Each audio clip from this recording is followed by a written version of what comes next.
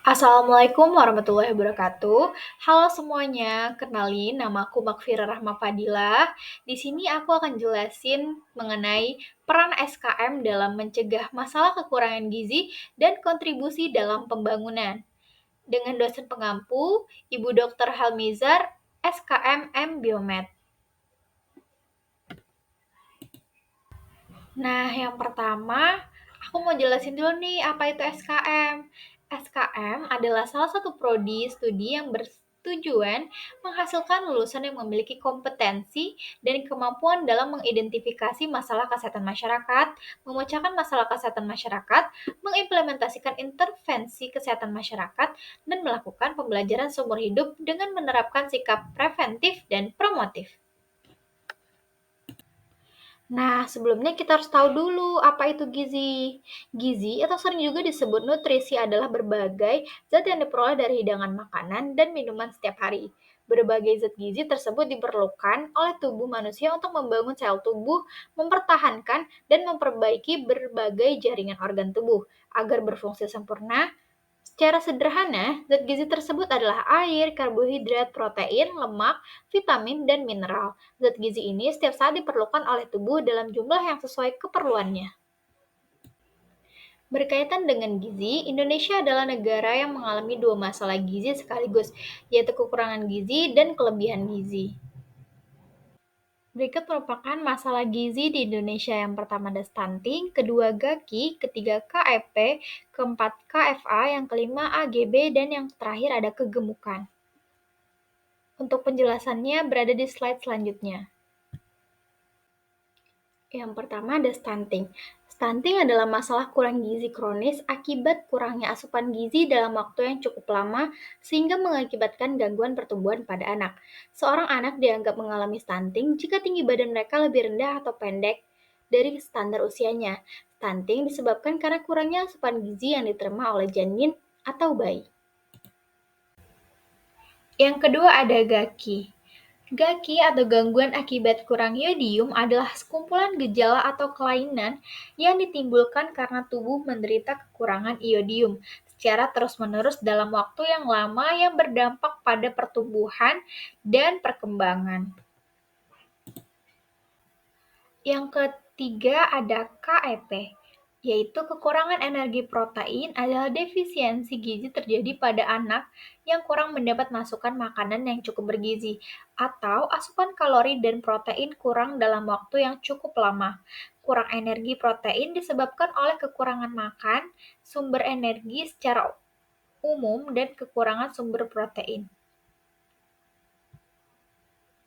Selanjutnya ada KFA. KFA atau kurang vitamin A adalah penyakit yang disebabkan oleh kurangnya asupan vitamin A yang memadai. KFA merupakan penyakit sistematik yang merusak sel dan organ tubuh dan menghasilkan metaplasi keratinasi pada epitel saluran nafas. Selanjutnya ada AGAB.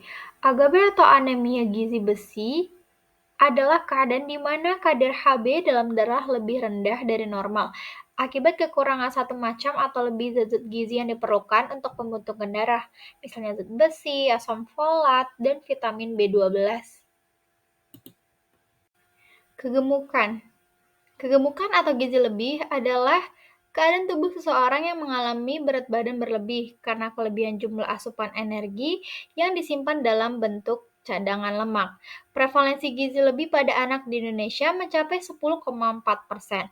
Salah satu faktor risikonya terjadi gizi lebih adalah kebiasaan mengkonsumsi junk food. Peran kesehatan masyarakat dalam mencegah masalah gizi di Indonesia. Kesehatan masyarakat memainkan peran kunci dalam mencegah masalah gizi di Indonesia.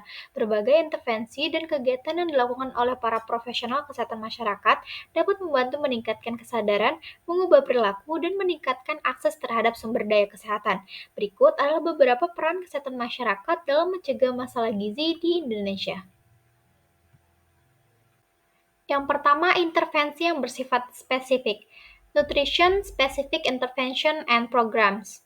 Pertama, memberikan makanan tambahan pada ibu hamil dan balita. Yang kedua, melakukan komunikasi kesehatan tentang pencegahan masalah gizi melalui metode langsung atau tidak langsung.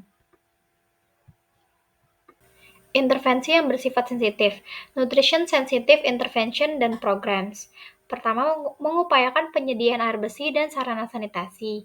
Yang kedua, kebersihan lingkungan dan keluarga berencana. Kontribusi SKM dalam pencapaian target pembangunan milenium SDGs. Nah, berikut merupakan 17 gambar tujuan pembangunan berkelanjutan. Sustainable Development Goals atau SDGs merupakan suatu rencana aksi global yang disepakati oleh para pemimpin dunia termasuk Indonesia guna mengakhiri kemiskinan, mengurangi kesenjangan, dan melindungi lingkungan. SDGs berisi 17 tujuan dan 169 target yang diharapkan dapat dicapai pada tahun 2030. Di antara 17 tujuan SDGs tersebut, SKM berkontribusi pada tujuan 2, 3, 5, dan 6. Mengakhiri kelaparan, mencapai keamanan pangan, dan meningkatkan gizi merupakan tujuan dari SDGs nomor 2.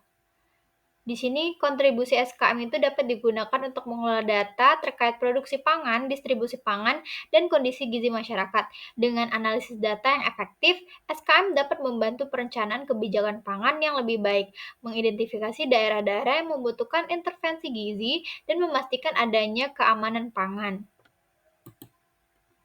Selanjutnya, tujuan nomor 3, memastikan kehidupan yang sehat dan mempromosikan kesejahteraan untuk semua pada segala usia.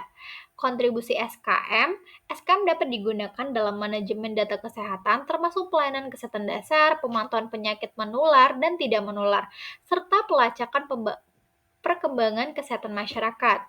SKM membantu dalam perencanaan, implementasi, dan evaluasi program-program kesehatan untuk meningkatkan kesejahteraan masyarakat.